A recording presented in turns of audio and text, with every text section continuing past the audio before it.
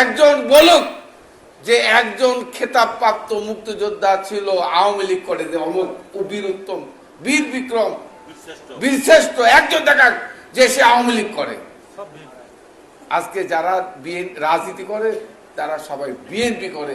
এই বিএনপি পরিবার হচ্ছে বীর মুক্তিযোদ্ধা, স্বাধীনতার পক্ষে।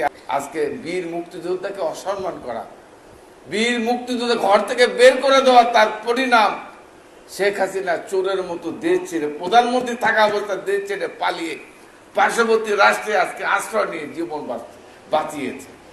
এই অর্জন, এই সব কিছু অর্জন হচ্ছে আপনাদের কারণে, আপনাদের ত্যাগের, আপনাদের কষ্টের, আপনাদের পরিশ্রমের কারণে আজকে আমাদের এই অর্জন।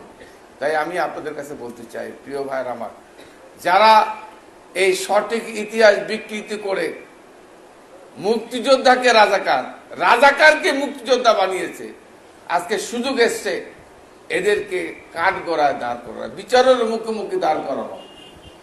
যারা সঠিক মুক্তিযুদ্ধের ইতিহাসকে বিকৃতি করে মুক্তিযোদ্ধাকে রাজাকারকে মুক্তিযোদ্ধা বানিয়ে যারা এই মুক্তিযুদ্ধকে বিতর্কিত করেছে, তাদের বিচার করতে হবে বাংলাদেশের মাটিতে।